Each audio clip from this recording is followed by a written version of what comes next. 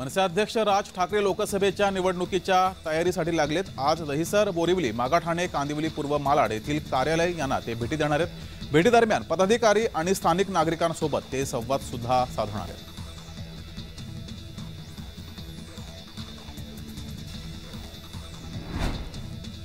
मनसेचा 18वा वर्धापन दिन नाशिकमध्ये साजरा होणार आहे। 7 ते 9 या तारखेदरम्यान नाशिकमध्ये मनसेचा वर्धापन दिन साजरा होणार आहे। त्याच पार्श्वभूमीवर 7 तारखेपासून राज ठाकरे नाशिक दौऱ्यावरती आहेत। वर्धापन दिनाच्या पूर्वसंध्येला राज ठाकरे काळाराम मंदिरात जाऊन आरती सुद्धा करणार आहेत। तसेच काळाराम मंदिरात दर्शन करून शंखनाद करणार आहेत। 9 तारखेला मुंबई नाका परिसरात असलेल्या दादासाहेब गायकवाड सभागृहात राज ठाकरे पदाधिकाऱ्यांना मार्गदर्शन करणार आहेत।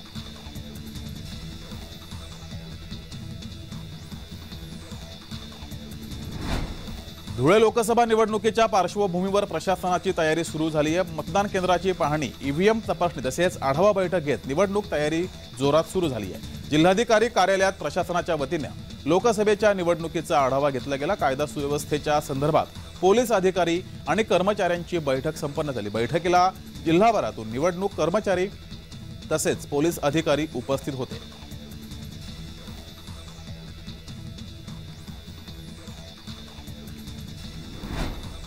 धुळे जिल्ह्यातील शिरपूर नगर परिषदेकडून अग्निशामक बंबाचा वापर करूनही अतिक्रमित सोमवारचा बाजार उठत नसल्याने रस्त्यावर पाणी सोडण्यात आलं, जेणेकरून विक्रीसाठी ठेवण्यात आलेल्या वस्तू ओल्या होण्याच्या भीतीने या ठिकाणी दुकानं उडतील असा प्रयत्न नगर परिषदेच्या वतीने केला गेला। गेल्या काही दिवसांपासून शिरपूर शहरातील करवंद नाका परिसरात शहादा शिरपूर रस्त्यालगत दर सोमवारी बाजार भरत असतो। मोठ्या प्रमाणात या बाजारात गर्दी होत असल्यामुळे कायदा सुव्यवस्थेचा प्रश्न उभा राहू शकतो। अनेक वेळा किरकोळ वाद देखील या ठिकाणी झालेत, त्यामुळे अनेकदा नगर परिषदेकडून कारवाईचा बडगा उगारून देखील त्याचा उपयोग होत नसल्याने चक्क अग्निशमक बंबाचा वापर करून पाणी सोडण्यात आलं।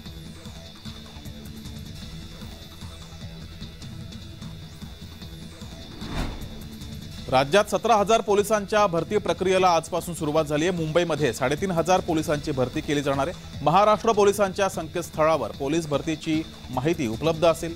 31 मार्च पर्यंत पोलीस भरतीचा ऑनलाईन अर्ज भरता येणार आहे। मुंबईत 2,572 पोलीस शिपाई भरती तर 917 चालक पदाची भरती केली जाणार आहे।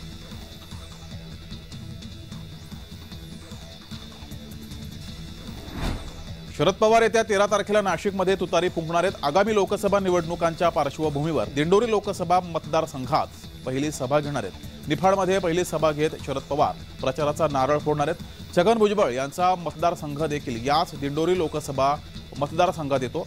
अद्याप दिंडोरी लोकसभा मतदारसंघात उमेदवार निश्चित झाले नसले तरी शरद पवार पहिली सभा घेणार आहेत।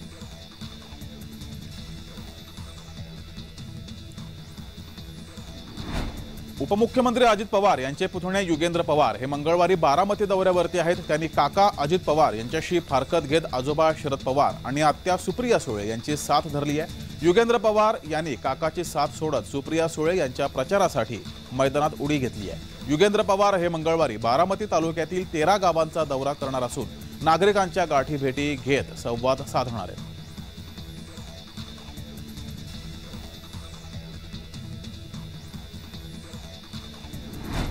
ठाणे बेलापूर मार्गावर इथेनॉल घेऊन जाणाऱ्या कंटेनरला भरधाव बुलेट स्वारानं बागून धडक दिल्यानं भीषण अपघात झालाय। कंटेनरला धडक देताच बुलेटच्या पेट्रोल टाकीचा स्फोट होऊन बुलेटनं पेट घेतला। या भीषण अपघातात बुलेट चालकाचा आगीत जळून दुर्दैवी मृत्यू झालाय। अपघाताच्या वेळेस बुलेटनं पेट घेतल्यानं कंटेनरच्या मागील 2 टायर देखील या अपघातात जळून खाक झाले।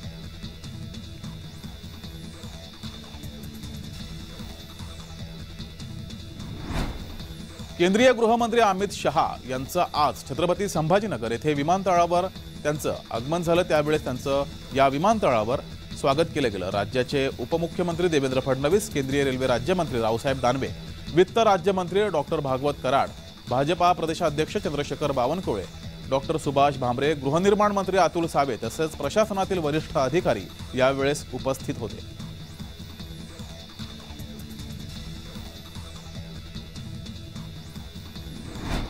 गृहमंत्री अमित शहा महाराष्ट्र दौऱ्यावरती असून सोमवारी रात्री उशिरा ते छत्रपती संभाजीनगरमध्ये दाखल झाले। राजकीयदृष्ट्या अमित शहा यांचा हा दौरा महत्त्वाचा मानला जातोय। त्यांच्या याच दौऱ्यात महायुतीच्या जागा वाटपावर चर्चा होणार आहे। अकोला, जळगाव, छत्रपती संभाजीनगर जिल्ह्याचा दौरा केल्यावर शहा हे मुंबईला मुक्काम करणार आहेत। त्यामुळे मुंबईत आज महायुतीच्या जागा वाटपाचा तिढा सुटण्याची शक्यता आहे।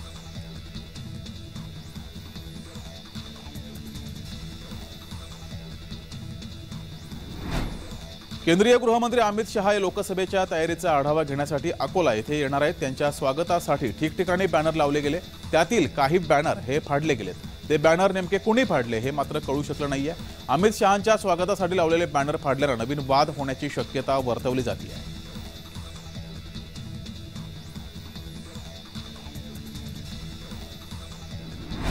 लोकसभा निवडणुकीच्या पार्श्वभूमीवर केंद्रीय गृहमंत्री अमित शहा यांची छत्रपती संभाजीनगर येथे मंगळवारी सभा होणार आहे। त्यामुळे भाजपा पदाधिकाऱ्यांच्या वतीने शहरासह ग्रामीण भागात सभेसाठी मोठ्या प्रमाणात बॅनरबाजी केली गेली। दरम्यान सभेपूर्वीच तालुक्यातील टुणकी येथे मराठा समाजाच्या कार्यकर्त्यांनी घोषणा देत बॅनर फाडून सरकारचा निषेध केला। या घटनेनंतर पोलीस ॲक्शन मोडमध्ये आले असून अजय आसाराम साळुंके आणि संतोष गोरेया या 2 जणांविरोधात पोलिसात गुन्हा दाखल केलाय।